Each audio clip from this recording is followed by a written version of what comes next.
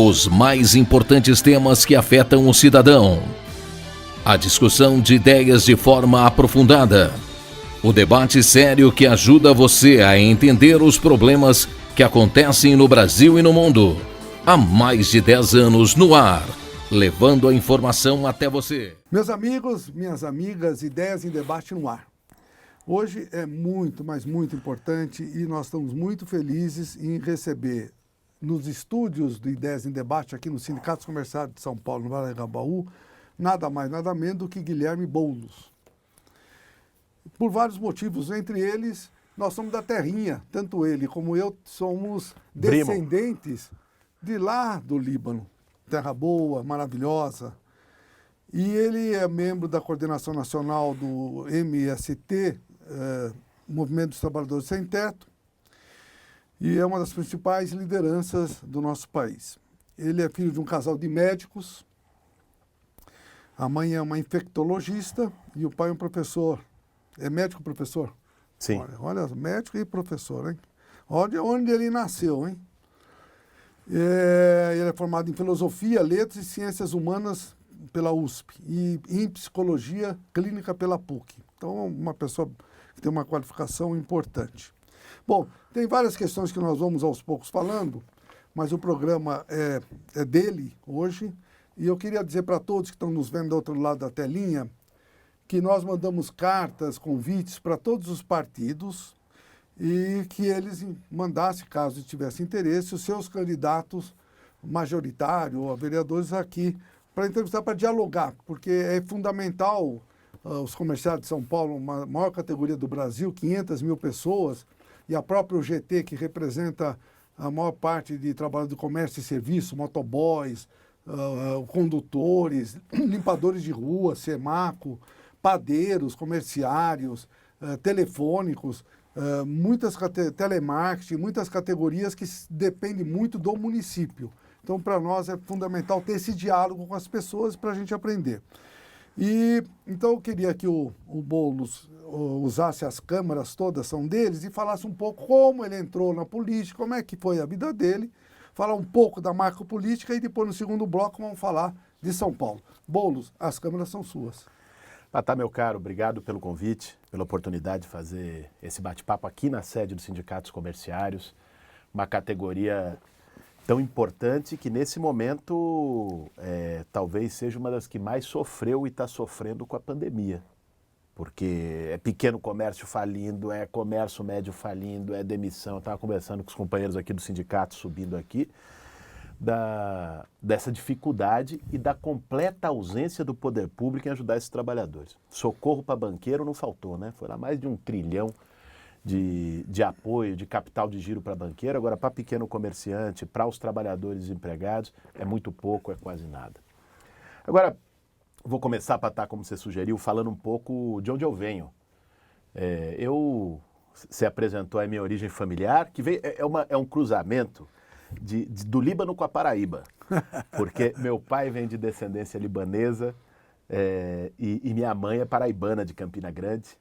Os dois são médicos formados, são professores também da Universidade de São Paulo, da Faculdade de Medicina da USP, são infectologistas. Minha mãe coordena o laboratório, o ambulatório de combate à violência contra a mulher. E eu nasci daí, pude ter uma boa formação, que infelizmente não é a oportunidade da maioria do nosso povo. Uhum. Não tem oportunidade de estudar num bom colégio, de fazer faculdade, ou seja, de ter essa qualificação que devia ser direito de todos. Mas eu, muito cedo, muito moleque, tomei uma opção, que para mim foi uma opção de vida. Na época nem era uma opção política, isso nem passava pela minha cabeça, eu tinha 15 anos, 16 anos. Um pouco me deparando com a situação que todos nós nos deparamos. Nós estamos aqui no centro de São Paulo, né? O sindicato é aqui no Anhangabaú. Você não anda aqui uma quadra sem ter alguém jogado na rua. Uhum. Alguém debaixo de chuva, alguém às vezes sofrendo humilhação, sem alternativa, e cada vez mais, hein? O quanto aumentou a população de rua em São Paulo é um negócio impressionante. E eu já na minha juventude, isso sempre foi uma coisa que me pegava por dentro, como eu acho que pega todo mundo que tem humanidade. E às vezes as pessoas não sabem o que fazer com isso. Eu decidi externar isso de algum jeito. No primeiro momento, do jeito que eu podia. Fui lá na escola, comecei a montar grêmio estudantil, militar. E depois eu tomei uma decisão aos 18, 19 anos de idade, eu fui morar numa ocupação de sem-teto. Primeiro lá em Osasco, na região metropolitana de São Paulo.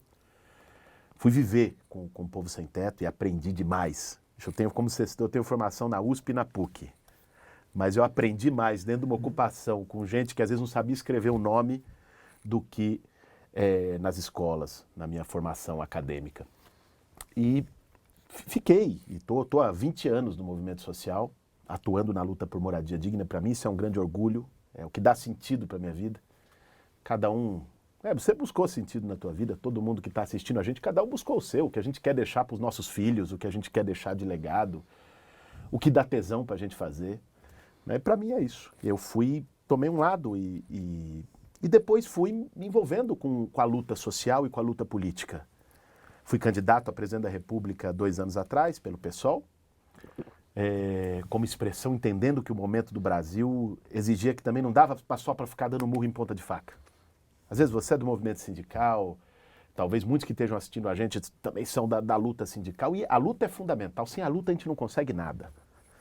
Mas só lutar para que quem está lá em cima assine alguma coisa, às vezes a gente luta e acaba morrendo na praia. E eu acho que é preciso também, uma hora, tomar a caneta da mão de quem está lá em cima. Né? E por isso eu decidi entrar na luta política, na luta eleitoral. Me filiei a um partido que é o PSOL, com quem eu mais me identifico. E decidi agora ser candidato a prefeito de São Paulo, que é a cidade que eu nasci, que é a cidade que eu vivo. Eu moro hoje na periferia da cidade, nasci no bairro de Pinheiros. Meus pais são de classe média alta, são médicos. Moro no Campo Limpo, com a minha esposa, com as minhas 2 filhas. E para mim, enfim, essa é uma causa da vida. Né? E acho que poder, na maior cidade do Brasil, na maior cidade da América Latina, a cidade mais rica da América Latina, ter a oportunidade de virar um pouco esse jogo, de inverter prioridade, de botar a periferia no centro. Ainda mais no momento do Brasil que a gente está vivendo, Patá. Assim, nós estamos... Quer dizer, Bolsonaro... muita gente ganhou a eleição em 2018, muita gente votou nele, eu acho até com uma esperança legítima, verdadeira. Você fala, tem que mudar. O lema dele é, vamos mudar o que está aí. O cara não apresentou uma proposta, mas ele dizia, eu vou mudar o que está aí, e as pessoas foram. As pessoas acreditaram. Agora, o que eu mais tenho visto, andando e conversando com as pessoas, é gente desesperançosa. É gente que acreditou, e aí, achou que estava levando o herói, que ia acabar com a corrupção, que ia acabar com a mamata, que não sei o quê, e levou o amigo do Queiroz, parceiro de miliciano, do Laranjal, cheio de esquema, né, e que está afundando o Brasil. Que numa pandemia, o nosso país consegue ser o segundo do mundo com o maior número de mortos. Dizer, e o presidente só consegue dizer, e daí? É uma gripezinha, eu não sou coveiro. É um descaso com a vida humana. Não é questão política, não. Questão política é uma coisa, é esquerda, direita, cada um tem um lado. Agora tem uma questão que é antes da política. É uma questão humana.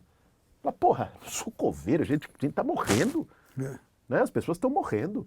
E estão morrendo sem investimento em saúde pública. Podia ter muito mais respirador, podia ter muito mais médico. Ele disse, eu vou salvar a economia. Espera um pouquinho.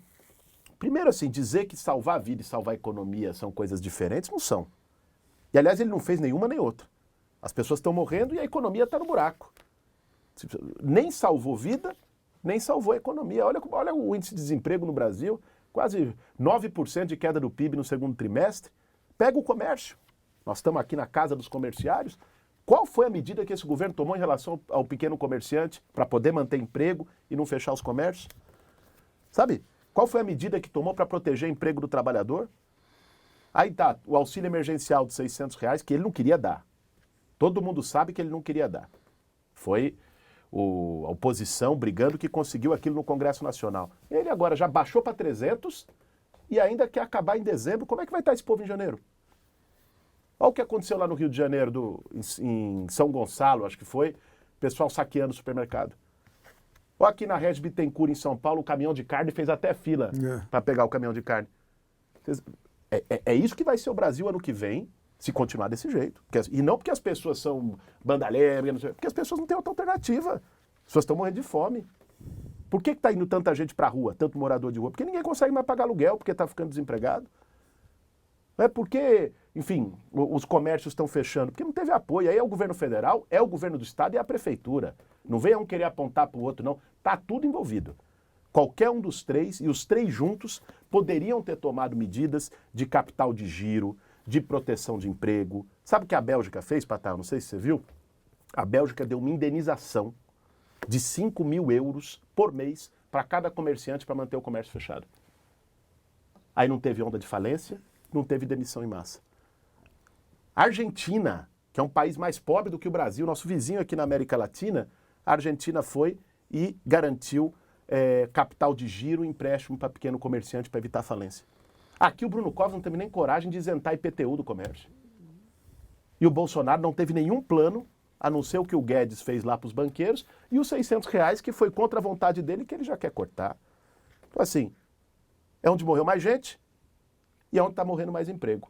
Então, é uma tragédia, é um desastre nacional, e eu acho que cabe a nós, cabe ao povo trabalhador desse país, cabe aos movimentos sociais, ao movimento sindical, se levantar contra isso, não aceitar esse disparate que a gente vive hoje no Brasil. Pessoal, nós vamos, daqui a um minutinho, fazer um rápido intervalo. Mas muito interessante as ponderações que nós, logo no começo, abordamos, a origem, né, com essa simplicidade, mas com essa capacidade de percepção, uma vida de classe média, como ele mesmo disse, e foi experimentar morar com as pessoas em situação de rua, inclusive, né? Porque aquelas pessoas não têm... Não era nem situação de rua, eram acampamentos do sem teto, as ocupações do sem teto. Acampamentos, e com 19 anos de idade. 19 anos. Há 20 anos, então tem 39. Tenho 38. Como é jovem, hein? Olha, um jovem com essa experiência. E fez os comentários importantes a respeito dessa política nacional, falando desse auxílio emergencial, que foi uma conquista. Você sabe que foi um movimento sindical que sensibilizou a esquerda no Congresso Nacional e conseguimos R$600, e realmente é fundamental que tenha, no mínimo até o fim do ano, esses R$600, e aí depois verificar como vai ser o ano que vem, mas não dá para acabar de uma vez esse valor, porque muitas pessoas hoje, e você com certeza percebe, em supermercados ou nas padarias, estão acampados lá, esperando um arroz ou um feijão para sobreviver. Nós vamos fazer um rápido intervalo e voltamos. Esse programa vai fazer história. Até já. Vamos conversar com o presidente do Sindicato dos Comerciários de São Paulo, Ricardo Patá. Um bom dia. Bom dia, Rodrigo. É um prazer muito grande falar com você e com todos que estão nos vendo do outro lado da telinha. Vamos lá, o setor do comércio em São Paulo, ele renasce de que forma, hein? De que tamanho? Com que marcas? Olha, nesses 78 dias que você comentou, com certeza muitas coisas, infelizmente, ocorreram. Muitas das empresas não vão abrir as suas portas. Infelizmente, mais de 60 mil comerciários perderam emprego nesse período. Então vai renascer de um formato bem diferente, com horários bastante limitados, mas com a possibilidade efetiva, se as regras forem obedecidas, de iniciar um processo de retomada da economia. Mas, lógico, o sindicato tem uma preocupação muito grande com a saúde do trabalhador. E uma das preocupações, você mesmo passou várias vezes aí no programa, é a questão dos transportes públicos, que, a meu ver, ainda deixa muito a desejar e é um dos locais que mais poderá, infelizmente, ter a contaminação do vírus. Não, com certeza não faz sentido nenhum, porque a maior parte das pessoas, dos 500 mil comerciários, eles moram nas comunidades, moram nos locais da periferia de São Paulo, então são obrigados a tomar os transportes públicos, ou trem, ou metrô, ou os dois, ou os três, e muitas vezes tem essas características de desrespeito para com o trabalhador, nesse momento que ele vai defender a sociedade, vai defender a vida, não é? E ele se coloca à disposição e muitas vezes não recebe os EPIs necessários e as proteções que são exigidas pela OMS. Olha, desde o início da pandemia, no site do sindicato, nós colocamos um WhatsApp e e-mails, fale com o presidente, e nós temos dado resposta, recebemos mais de 300, 400 por dia, muitas reclamações, como foi dita por uma pessoa que foi entrevistada agora, que não sabe o que fazer por conta da diminuição do salário, ou a suspensão do contrato, ou outras questões da própria saúde, ou muitas mães, porque no comércio 55% são mulheres jovens e são mães, e as creches estão fechadas, as escolas também. O que fazer? Deixar com os pais, que é mais perigoso, segundo algumas orientações da OMS. Então, é uma equação muito complexa. De qualquer forma, o sindicato vai estar à disposição no sentido de ajudar a que as regras sejam cumpridas, porque parte das regras o próprio sindicato achou que são importantes, como o distanciamento, o álcool gel, a máscara, a testagem, que infelizmente ainda não é obrigatória. A testagem, nós estamos tentando uma negociação coletiva para que todos os comerciários sejam obrigados a exigir o seu trabalho, que sejam testados, né? Então, várias questões são colocadas por nós. Se as regras forem obedecidas, com certeza absoluta, o mal será menor. Você tem razão, mas tem o seguinte aspecto: muitas pessoas podem estar contaminadas e não sabem. O teste, na realidade, é mais em sentidos assintomáticos, né? Que com certeza poderá evitar futuras contaminações. Nós estamos negociando com a área patronal e tentando com algumas empresas que fornecem os testes, para que a gente possa conseguir a preços razoáveis, porque numa quantidade muito grande diminui o valor. Mas é fundamental que é um investimento importante, porque significa realmente a possibilidade efetiva de diminuir a contaminação.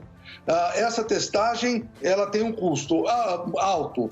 A outra testagem é a temperatura. Isso nós estamos exigindo que todas as empresas, ao permitir a entrada do trabalhador ou do consumidor, seja no mínimo verificar a temperatura, que pelo menos um dos sintomas pode ser averiguado. Muito obrigado, viu, pela participação aqui, o Ricardo Patá, presidente do Sindicato dos Comerciários de São Paulo. Um bom retorno, uma boa retomada para todos aí, que possamos logo estar aí pleno trabalho. Bom dia. Obrigado, Rodrigo. Bom dia. Bom dia.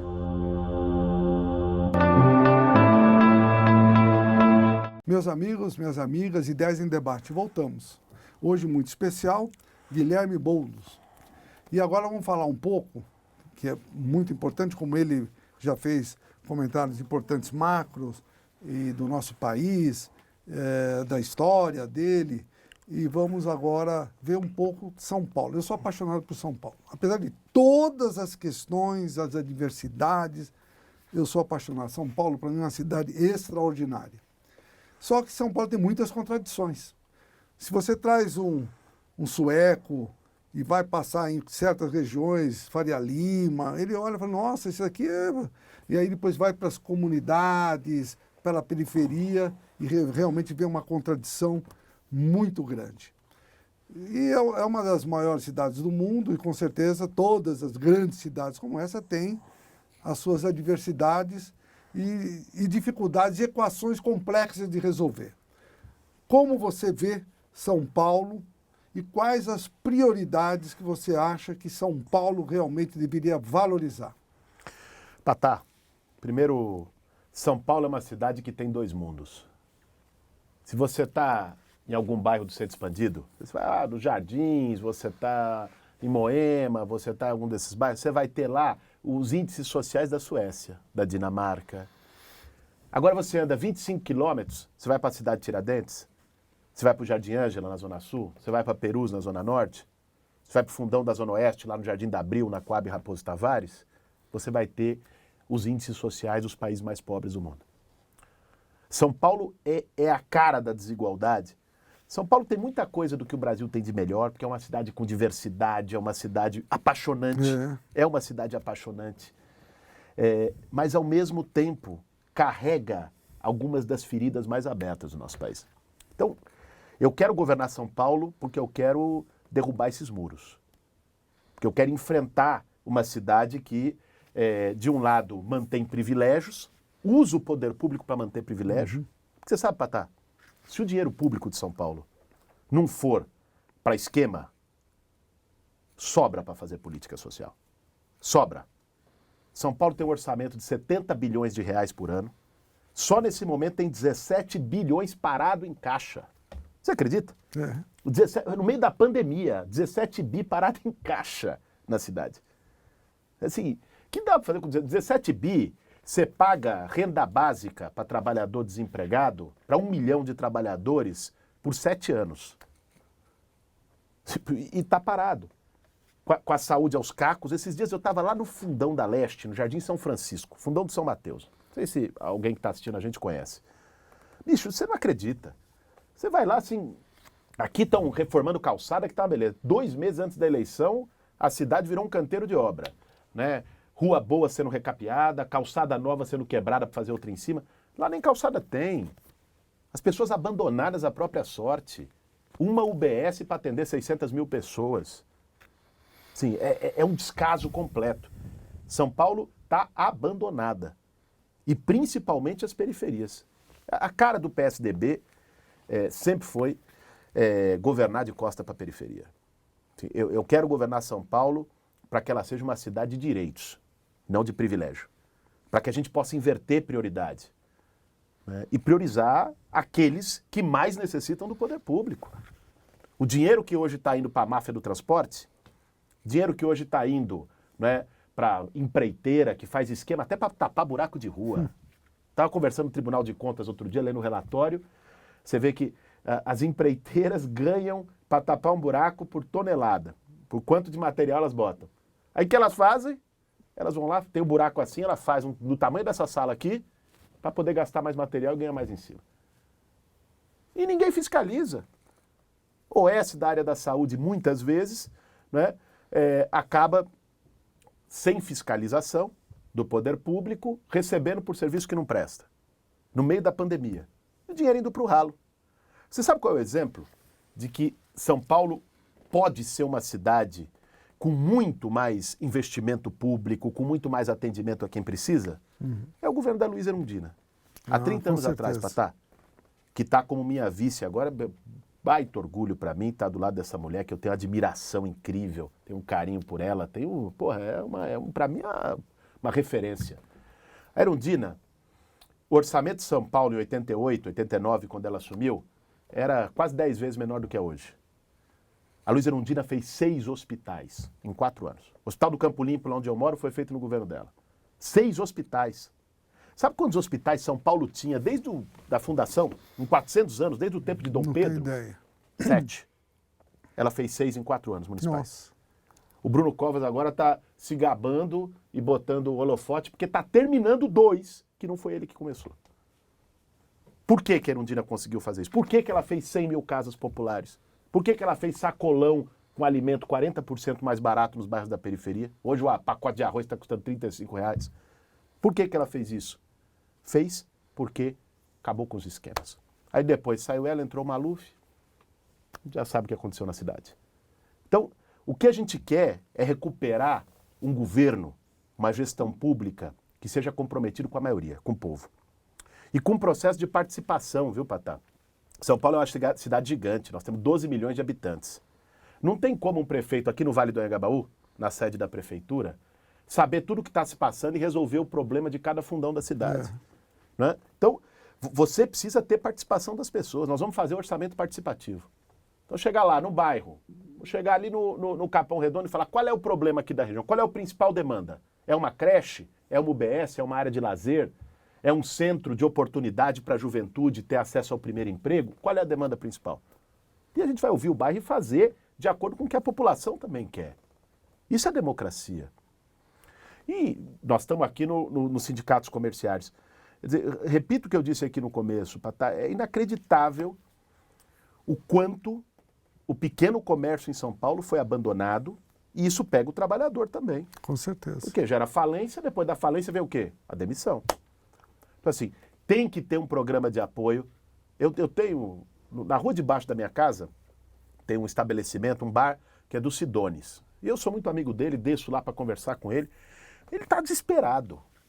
No meio porque era fornecedor cobrando, era todo mundo, é alugado, ponto, aí tem o problema do aluguel, e na pandemia ninguém chegou com nada. Assim, a prefeitura tem que olhar para as pessoas, só olha para os grandes, só olha para os privilegiados. Né? Tem que olhar para as pessoas, para o trabalhador do comércio, tem que olhar para o trabalhador de aplicativo, o motoboy. Quer dizer, veja, olha, ninguém é contra que tenha o iFood, que tenha o Uber, que tenha essa coisa. Eu inclusive, quando estou em casa à noite, vou lá, eu peço. Todo mundo pede, facilita a vida das pessoas. O que a gente é contra é que esses aplicativos quase escravizem os nossos jovens na cidade. Faça um jovem ficar 12 horas em cima de uma moto para ganhar um dinheiro no final do mês que ele não consegue nem pagar aluguel, pagar as contas e botar comida na mesa da família. Eles consideram eles empreendedores. Eles não têm seguro de vida, não têm seguro da moto. Realmente é um verdadeiro absurdo. Pois é, só o nome é bonito, né, Patá? Só. Empreendedor. Aí o empreendedor, se a moto quebrar, o problema é dele. Se ele cair da moto e ficar um mês internado, a família passa fome. Não tem um auxílio-doença. Né? Se furar o pneu, o problema é dele. Como é que empreendedorismo é esse? Não tem hora extra. Fora os bloqueios. Eu estava conversando, eu tenho um amigo que é motoboy, o Chicão, estava me falando dos bloqueios indevidos. Falou, se você está ali numa hora e você não aceita um pedido, porque você pode estar fazendo qualquer coisa, pode ter tido um problema com seu filho, com a sua família, você bloqueou o aplicativo, fica 3 dias sem te chamar. Como é que é isso? O bloqueio significa justa causa algumas vezes. A pessoa às vezes nem volta a trabalhar mais. É isso. E não é ouvida. Não tem direito a se colocar.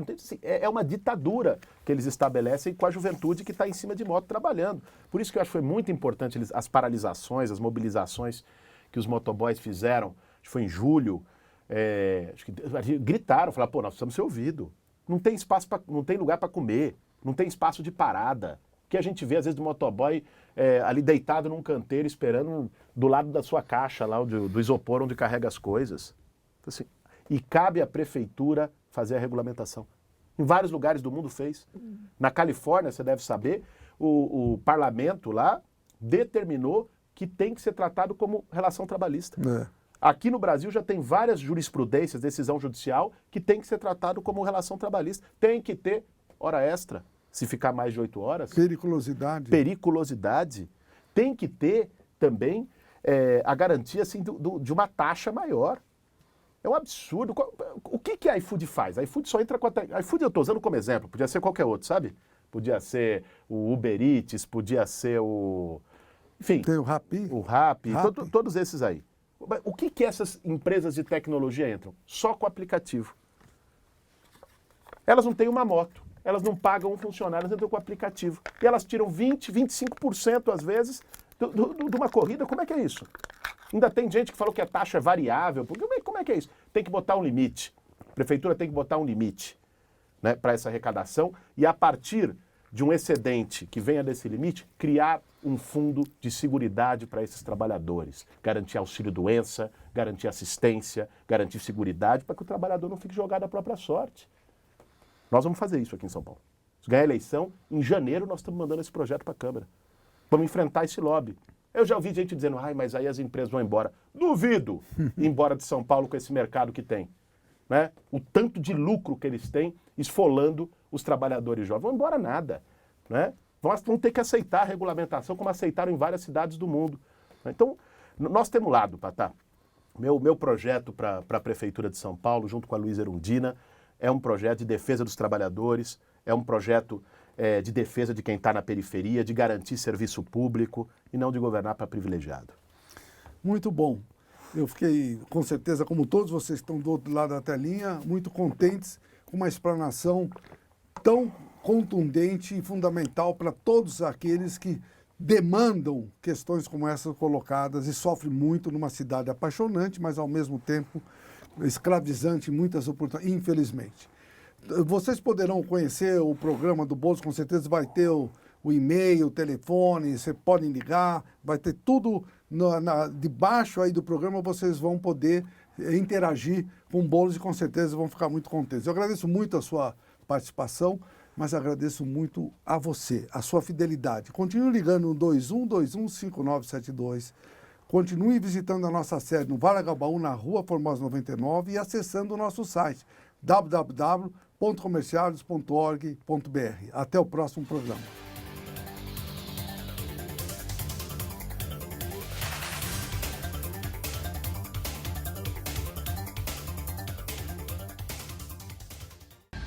Os mais importantes temas que afetam o cidadão.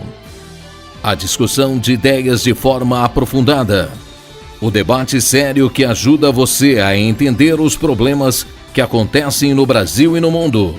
Há mais de 10 anos no ar, levando a informação até você. Ideias em Debate.